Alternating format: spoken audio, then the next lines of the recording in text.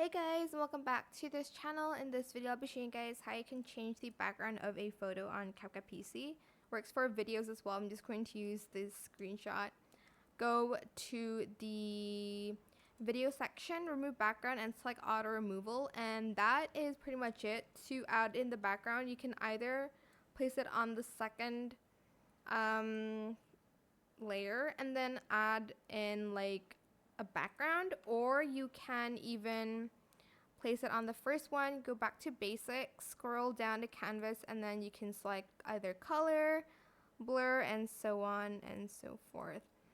But that is pretty much it really for this video. I hope it was helpful for you guys. Don't forget to like, comment, share. Also subscribe to this channel if you haven't done that already. If you have any more questions about this video, just leave it in the comment section down below. I'll try my best to answer them all for you guys. And if you found this video helpful, please click the thanks button as well. That is it. Thank you so much for watching. Bye.